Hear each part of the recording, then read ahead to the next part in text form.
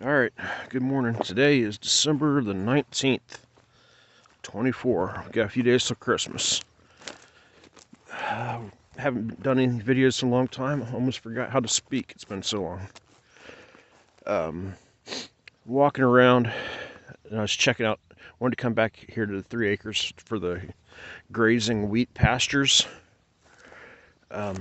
We basically just ran most of the wheat out in here in these, I think it was 3 bushels an acre, but it's overlapped quite a bit. And then whatever was left, I interseeded into some hay for next spring. But I wanted to see how the wheat was coming up, because I'm looking at how the cows are going through hay. Basically, it's a bale a day. In my fattening pen, I can control their hay and give them more grain. But I've got about 3 months of hay left of round bales, and then I've got wagon of really good clover that I can throw into the hay saver hay rack. And then I've got another couple wagons, small squares of really nice grassy clover alfalfa mix. But for hay for next year, the other side of that little wood line, there's about, I think, 7 acres of hay. And then I think over here I got 15. I got a lane that I bale and a little bit of other stuff. But we're going to be cutting it really close on the winter hay feeding when we're going to run out. So if I remember right, it was about end of March maybe that we let the cows start coming out on the wheat and start grazing this. So last year we had soybeans in it. It was very, very weedy. The guys wanted to do us, offered to spray, and I'm like, no, with the prices of the beans, we'll just roll the prepay spray into next year's 2025's. That way we lower our costs on 24. It wasn't a great stand of beans, but back there by that tower, I think there's, was it 12, 14 acres? That's going to be corn. And normally that field and these 2 pastures would be planted the same way, in the same crop. But the last couple of years it's just been beans, except when I was taking, last time that was corn, this was still just some pasture, and we took it out to get to double dip on basically commodities, something to graze until the last minute, and then we put it into no-till beans. And there's still a lot of weed seed in here, but for 3 acres, and what soybeans are running, they're saying corn's going to be the profitable, allegedly profitable crop to plant this year in 25.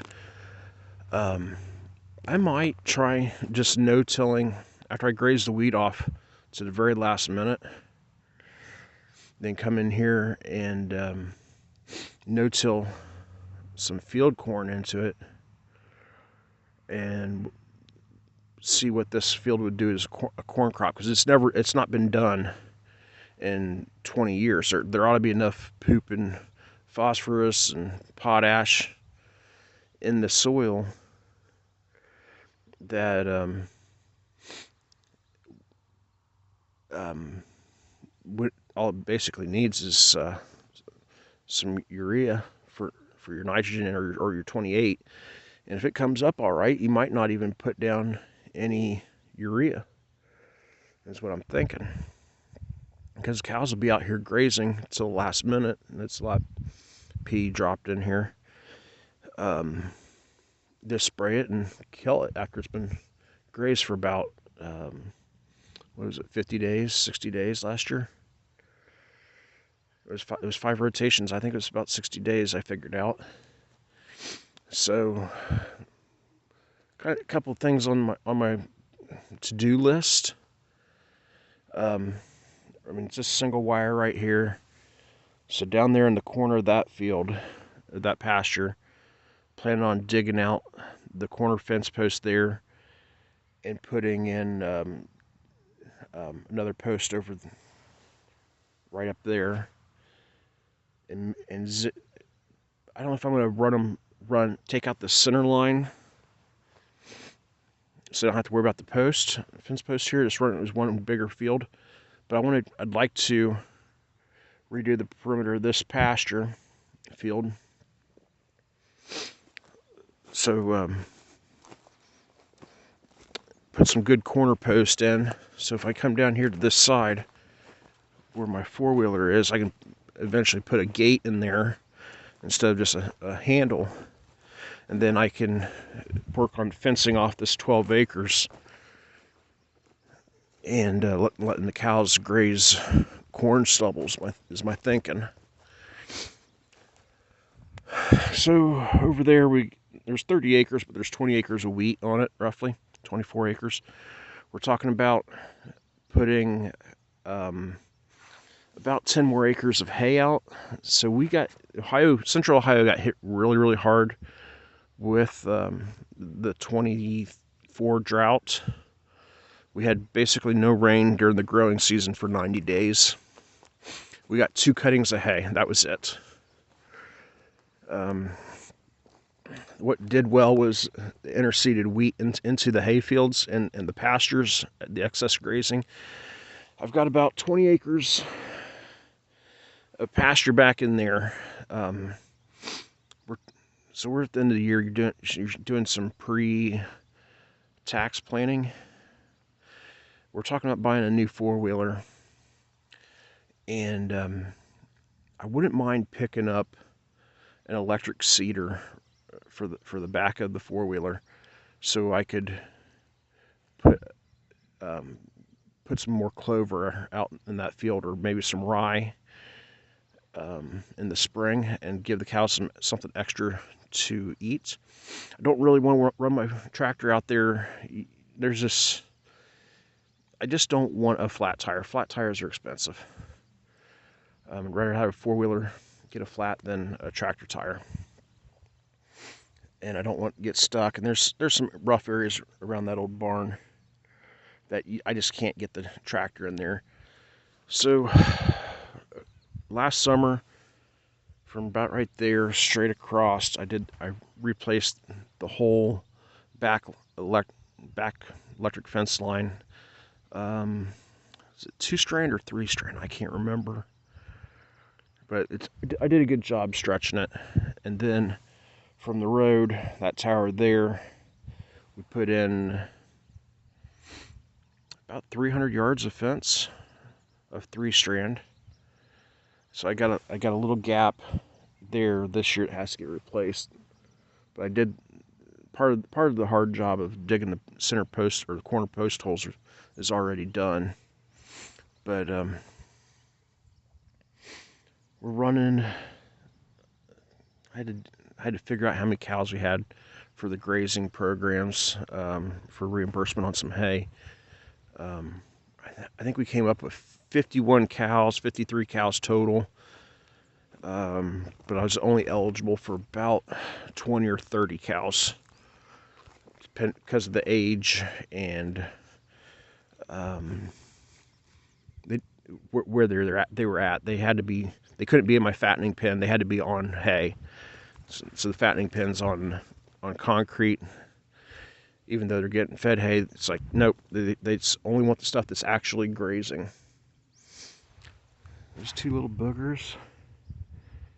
They heard me speaking back here, or smelled me or something. The wind's blowing towards them, and they're out here looking to see what's going on. I just checked the fence here a minute ago, and it's working pretty good. But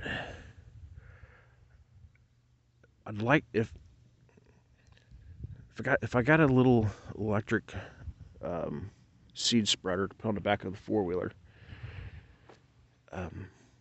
I could probably maybe, I don't know, throw some clover in or something on top in the corn rows after the corn's been planted. And then give combine it and let the cows eat the cover crop and the corn stubble. Just trying to get some more use out of the fields, plant it and graze it. So that's my plans for the year. If it ever gets around to freezing, I gotta get back here with the torch and the trailer, and we're start cutting up that old combine. Excuse me. But the thing's been here for, I don't know, 5 years. It's been burned up back here. The old 6600. So it's at least 5 years it's been back here. I need to get it cut up, take off the feeder house neck, and that just about fill my trailer. And then I can work on pulling it out of here with the tractor and a chain, so I can work on it more later. It's just in a bad spot, and you just never have time, or when you do have time, you're in the middle of a drought and you can't cut it up because you got beans growing and weed seed everywhere, and you don't want to burn the county completely down. But we've been busy. I hope you guys have a Merry Christmas. You guys be safe when you're traveling and doing whatever you're going to do. So you guys have a blessed one. Thank you.